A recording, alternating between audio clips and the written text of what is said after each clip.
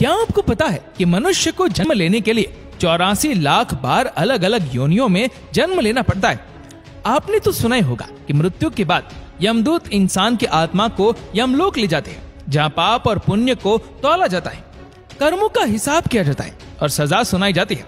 लड़की को परेशान करने पे कौन सी सजा, किसी की संपत्ति हड़पने वाले को कौन सी सजा दी जाती है और किस गुनाह की कौन सी सजा दी जाती है, ये हम आपको आज बताने वाले हैं। लोगों का कहना है कि वेद पुराण को घर पे कभी नहीं रखना चाहिए और ना ही इस किताब को कभी पढ़ना चाहिए। पर ऐसा क्यों? क्योंकि इस किताब को सिर्फ और सिर्फ तब पढ़ा जाता है जब किसी की मृत्यु हो जाती है। मृत्यु एक ऐसा सच जिसे बहुत कम लोग समझ पाए। पुराणों के अनुसार जीवन में अच्छे कर्म करने वाले स्वर्ग में जाते हैं और पाप से भरे जीवन जीने वाले लोग नरक की ओर चले जाते हैं। लेकिन क्या ये सच में ऐसा होता है? क्या आपने कभी ये सोचा है कि मृत्यु के बाद एग्जैक्टली होता क्या है? इस सब के बारे में हम जानते हैं इस एक किताब से, जिसका नाम है गरुड़ पुराण। गरुड़ पुराण 18 महापुराणों में से एक है। गरुड़ पुराण के 2 मेजर पार्ट्स हैं, जिनमें से पहला पार्ट यानी पूर्व खंड में विष्णु जी की भक्ति के बारे में, मेडिटेशन, योग जैसे और भी गहरे ज्ञान के बारे में लिखा गया है। लेकिन गरुड़ पुराण का दूसरा पार्ट उत्तरखंड वो बात करता है राक्षस के बारे में, मृत्यु के बारे में। यमलोक चैप्टर 1।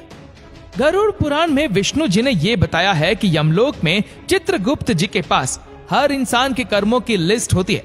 उसने कितने पुण्य किए, कितने पाप किए, ये सब कुछ डिटेल में लिखा होता है।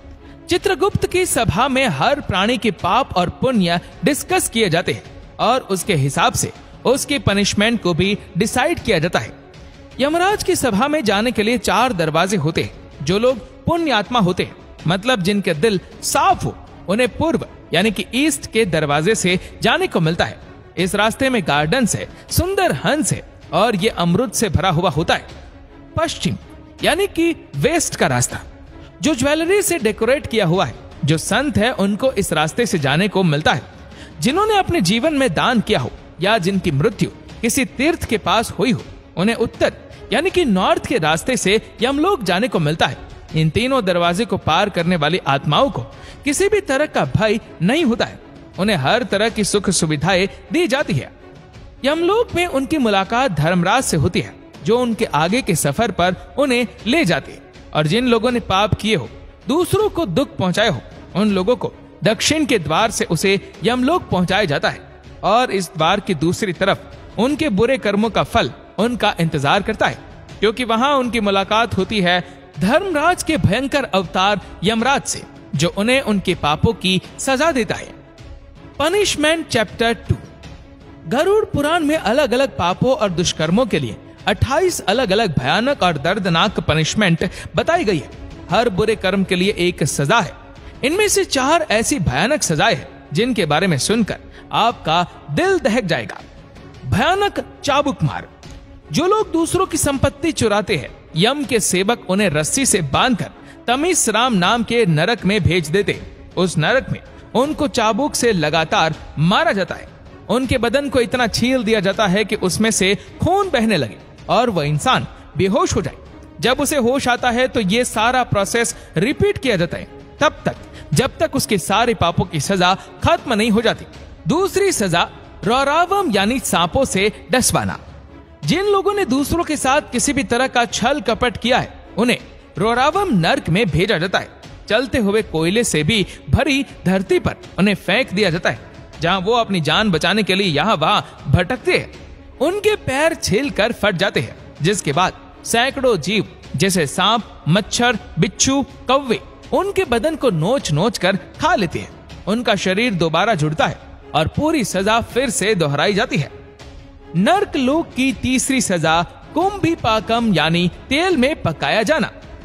जो लोग दूसरे लोगों को अपने फायदे या मजे के लिए नुकसान पहुंचाते हैं, उन्हें कुंभीपाकम नर्क में भेजा जाता है, जहां एक बड़े से बर्तन में उबलते हुए तेल में उन्हें जलाया जाता है। चौथी भयानक सजा तप्ता मूर्ति यानी जलाया जाना। जो लोग नाजायज रिश्ते बनाते हैं, अननेचुरल सेक्सुअल एक्टिविटीज करते हैं, उन्हें इस नर्क में जलाया जाता है। तपते हुए अंगारों से तहकती हुई जमीन पर उन्हें बांधकर फेंक दिया जाता है, जहां उनका बदन धीरे धीरे आग में पिघल जाता है। मृत्यु चैप्टर 3। एक व्यक्ति की मृत्यु तय होने के बाद जिस वक्त उसके शरीर से उसकी आत्मा निकलती है, उसके सेंसेस काम करना बंद हो जाते हैं। उसे लोक परलोक सभी एक साथ दिखाई देने लगते हैं। जब प्राण निकल जाते हैं तो एक मनुष्य को इतना दर्द होता है जैसे उसे 40,000 बिच्छुओं ने एक साथ डंक मारा हो। मृत्यु के समय यमलोक से 2 यमदूत आते हैं।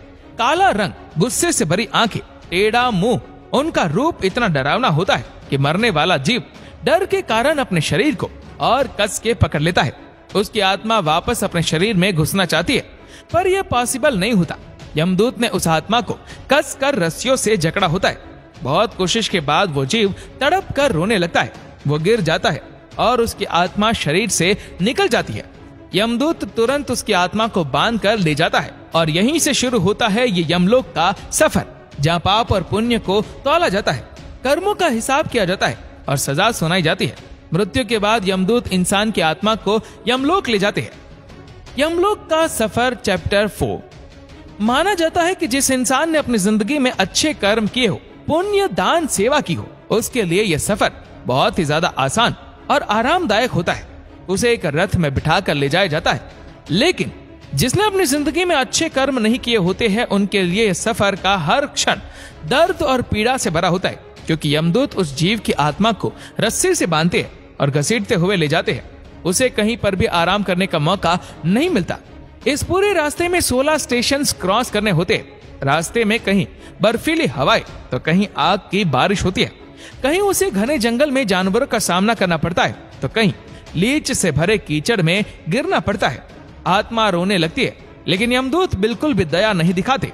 इसके बाद आत्मा को कोड़े मारकर अपने पूरे जीवन में किए हुए सारे पापों को याद कराया जाता है। इस तरह पृथ्वी लोक से यमलोक का सफर बहुत ही ज्यादा पेनफुल होता है, बहुत ही ज्यादा टॉर्चर से भरा होता है। कर्मा चैप्टर 5। इन सारी सजाओं के पीछे का कारण होता है कर्मों की सफाई करना, इंसान को उसके पिछले कर्मों से मुक्त करना और उस आत्मा को शुद्ध करना।